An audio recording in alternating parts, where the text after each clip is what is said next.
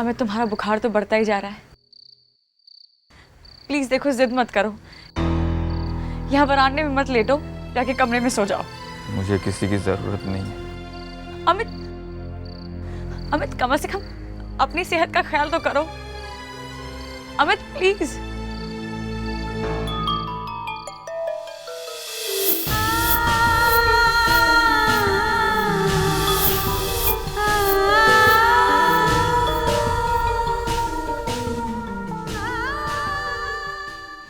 ये क्या दीदी?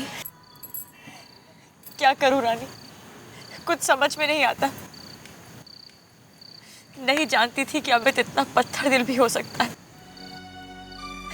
चीनू बेचारा इतनी कोशिश करता है उसके नजदीक जाने की, लेकिन अमित ने तो जैसे जिद ही ठान ली है।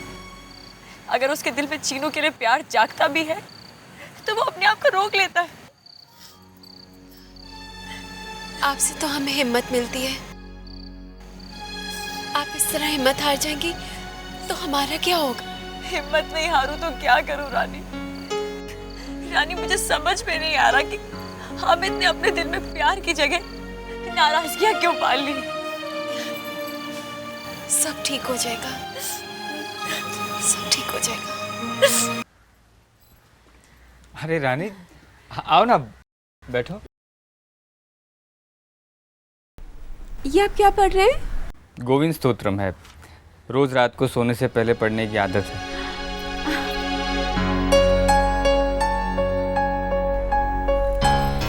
आप श्री कृष्ण भगवान में विश्वास रखते हैं? हाँ। उन्होंने पैदा होते ही कैसे अपनी लीलाएं दिखानी शुरू कर दी थी। वो जैसे ही पैदा हुए तो जेल के दरवाजे कैसे खुद ब खुद खुल गए थे, है ना? और फिर उनके पिताजी उन्हें नंद जी के पास ले गए और फिर नंद जी ने श्री कृष्ण भगवान को इतना प्यार दिया कि दुनिया तो श्री कृष्ण भगवान को नंदलाल कह के पुकारने लगी। कितनी अजीब बात है ना जीजू, दोनों में कोई रिश्ता नहीं था, लेकिन फिर भी सबसे गहरा रिश्ता प्रेम का रिश्ता था। नंद जी जानते थे कि श्री कृष्ण भगवान उनके अपने बेटे नहीं है, लेकिन फिर भी इतना प्यार दिया जैसे मानो वो उनके अपने बेटे हो, है ना जीजू? बस एक बार आप चीनू की तरफ प्यार से देखिए। जिस तरह आप में और दीदी में चीनू को अपने माँ बाप नजर आते हैं, उसी तरह देखेगा आपको भी चीनू में अपना बेटा ही नजर आएगा। ऐसा बेटा जो आपको दुनिया का सबसे प्यारा बेटा लगेगा।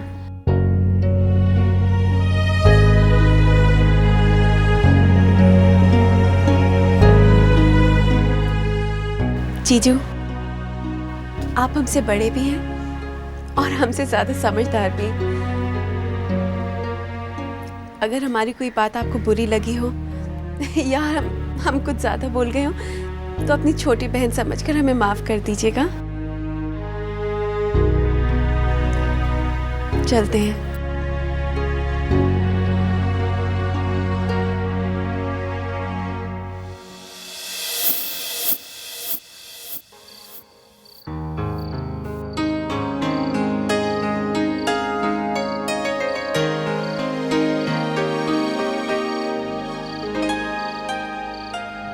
तू यहाँ क्या कर रहा है?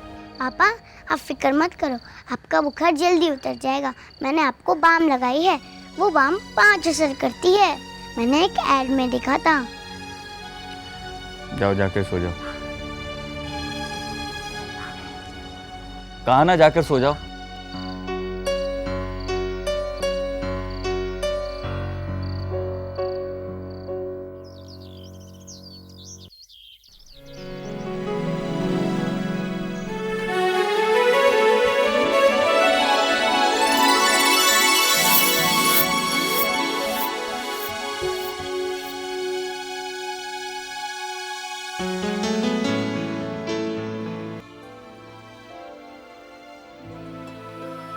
पापा आपका बुखार उतर गया।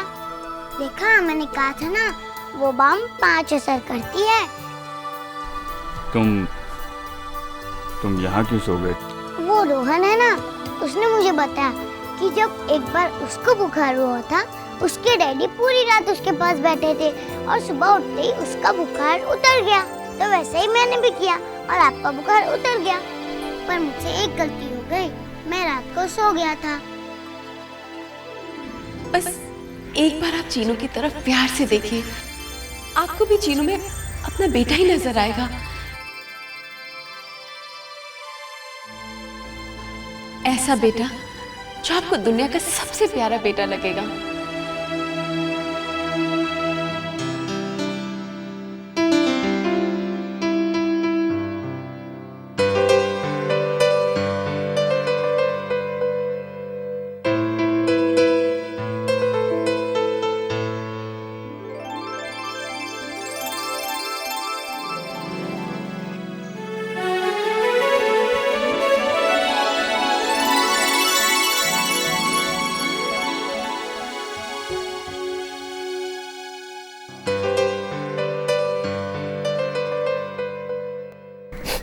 I'm sorry मधु,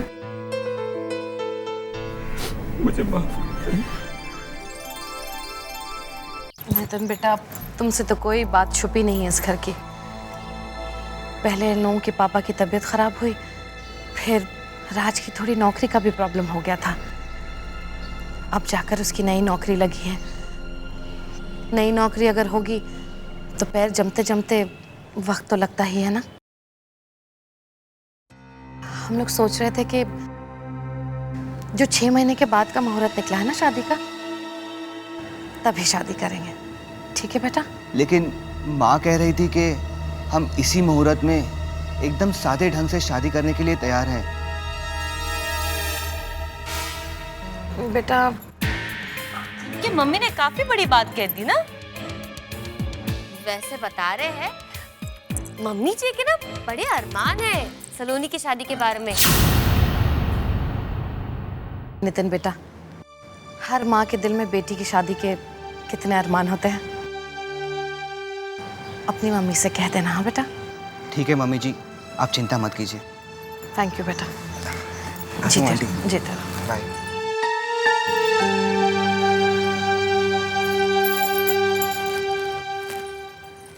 रानी, तू राज को समझा देना। हमने नितिन से बात कर ली है। अब वो किसी भी तरह का कोई भी बोझ या टेंशन ना ले अपने मन पर।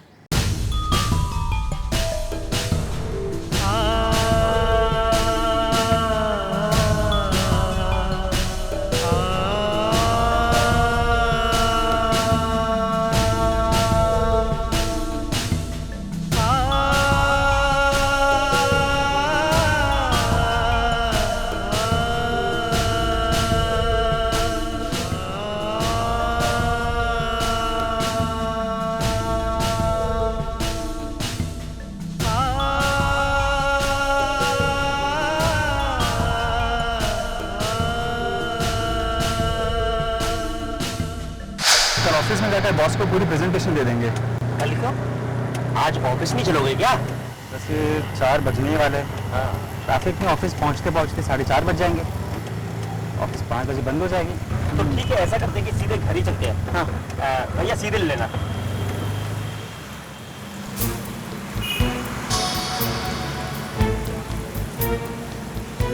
ये शुक्ला रहता है मलाड में और मेरा घर है कांदिवली में।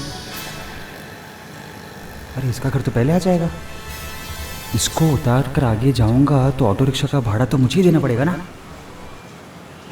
भैया रुको। अरे कोयल, क्या हुआ? मुझे अचानक याद आ गया कि मुझे गोरेगांव में काम है, तो मैं जरा उतरता हूँ। मैं आपको कल ऑफिस में मिलता हूँ। Bye bye bye. तो मैं आपको कल ऑफिस में मिलता हूँ ना। आ जाओ, जाओ।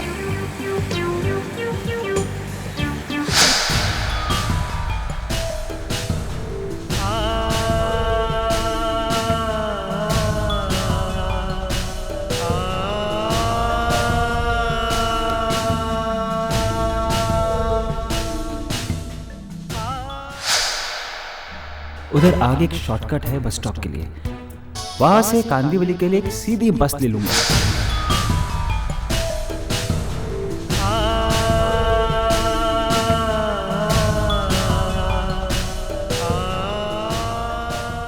यहाँ भी रिजेक्शन। और ये जॉब भी चलेगी। अरे जो काम 4 रुपए में हो सकता है उसके लिए 40 रुपए क्यों खर्च? देखा? पता नहीं जॉब के लिए और कितना भटकना पड़ेगा, कब मिलेगी नौकरी। मनोज जब सोचता है ना, फायदे का ही सोचता है।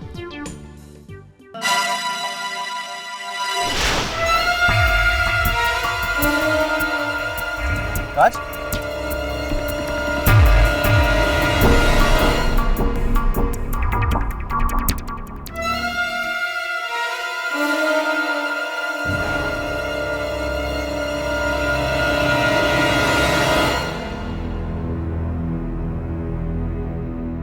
राज,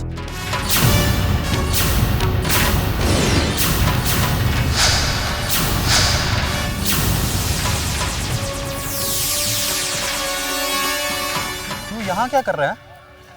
फिर ऑफिस में होने के बजाय तू यहाँ बैठा? सिर्फ 4 बजे है। एक्चुअली भैया वो क्या है, मैं अपने क्लाइंट से मिलने आया हूँ यहाँ पर। क्लाइंट से मिलने यहाँ? हाँ, वो क्या है ना, हम कहीं और मिलना चाहते थे लेकिन एक दूसरे को पहचानते नहीं है, तो सोचा कि गार्डन में मिल लें। Landmark UC. पता नहीं वो अभी तक क्यों नहीं आया। राज तू भैया आप यहाँ कैसे? वो बस स्टॉप के शॉर्टकट है ना यहाँ से। अच्छा, आप ऐसा करिए, आप चलिए, मैं अपना काम खत्म करके आता हूँ। देखिए मेरा क्लाइंट भी आ गया। Excuse me sir. Hello sir, Raj Goyal.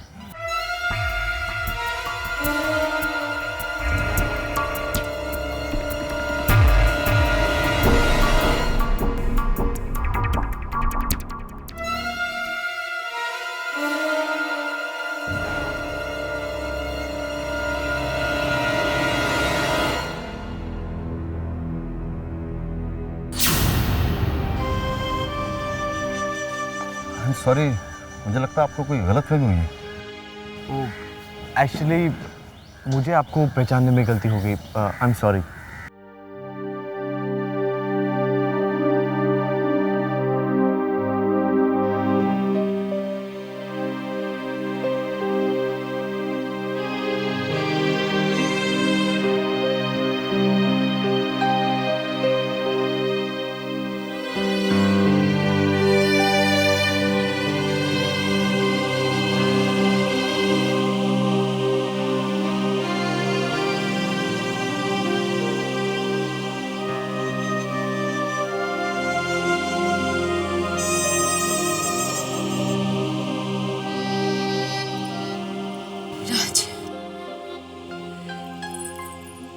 कोई बात नहीं राज, हमारा दिल कहता है आपको जल्दी जॉब। कब मुझे काम मिलेगा? मैं खुद ही अपने आप पर बोझ बनकर बैठा हूँ। खाना खाने बैठता हूँ तो गले से निवाला नहीं उतरता। ऐसा लगता है कि सब पर मैं बोझ बनकर बैठा हूँ। सब लोग मुझे झेल रहे हैं। पता नहीं रानी, सारी दुनिया काम कर रही है, एक सिर्फ मैं ही हूँ। सिर्फ मुझे ही काम नहीं मिल रहा, मैं ही काम नहीं कर पा रहा हूँ। मैं भी चाहता हूँ कि मैं माँ से जाकर कह सकूँ कि माँ, सलोनी की शादी धूमधाम से करिए, आपका जैसा मन में आए वैसा करिए और घबराने की कोई बात नहीं, आपका बेटा सब संभाल लेगा।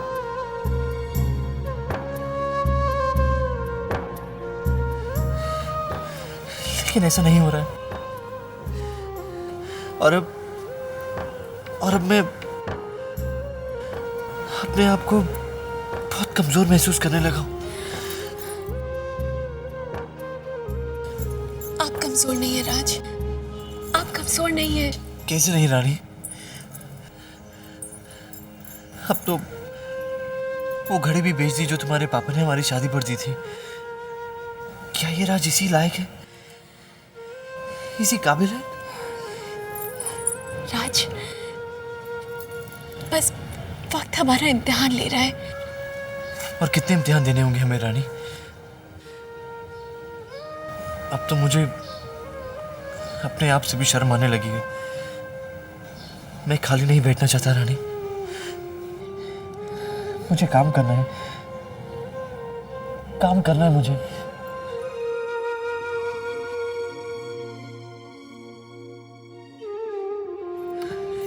राज, राज प्लीज, राज इस तरह हिम्मत मत हारिए। राज, राज प्लीज, सब ठीक हो जाएगा, सब ठीक हो जाएगा।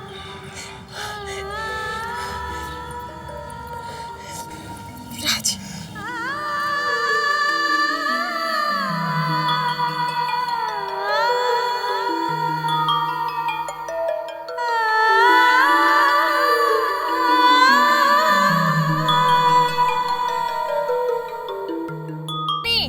जी माँ। बेटा जरा राज के ऑफिस का पता बताना मुझे। एड्रेस तो हमें नहीं पता माँ, हमने उनसे पूछा ही नहीं, कोई काम ही नहीं पड़ता। आपको कोई काम था क्या? नहीं नहीं, ये फाइल भूल गया वो घर पर, तो मैंने सोचा जरूरी फाइल होगी, मनोज के हाथ से भिजवा देते थे। नहीं नहीं माँ, भैया को क्यों तकलीफ दे रही है? वैसे भी ये फाइल तो राज के किसी काम की नहीं है, इसीलिए वो छोड़ के चले गए थे। मैं बेकार में यूं ही टेंशन ले रही थी। रखी से यहाँ। अच्छा सुन, तू तैयार है ना? क्योंकि हम लोगों को साड़ियों का सेल है ना, वहां जाना है। सलोनी की शादी भी है, इतने सारे त्योहार आ रहे हैं, शगुन भेजने पड़ेंगे। धीरे धीरे करके तैयारी तो करनी ही पड़ेगी ना, है ना? अरे आरती, तू भी चलना हमारे साथ। नहीं मम्मी जी, आप दोनों हो आइए। चल ठीक है, चल बेटा।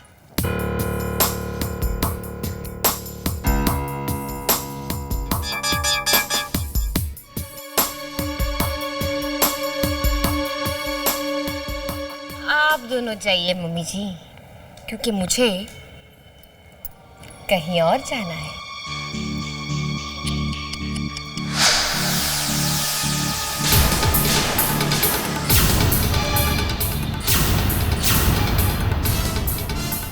भाभी, आप?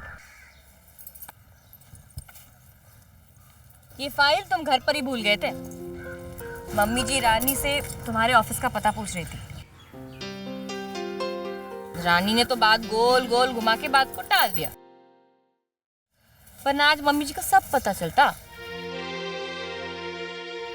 तो आप जानती हैं कि मुझे नौकरी... राज, गिन चुन के 4 लोगों का परिवार है हमारा। हम एक दूसरे का दुख सुख नहीं बांटेंगे तो और कौन बांटेगा? वैसे बता रहे, वो कल रात को तुमने खाना नहीं खाया था ना, इसलिए दूध लेकर बरसाती में आई थी, और न चाहते हुए भी हमने तुम्हारी और रानी की सारी बातें सुन ली।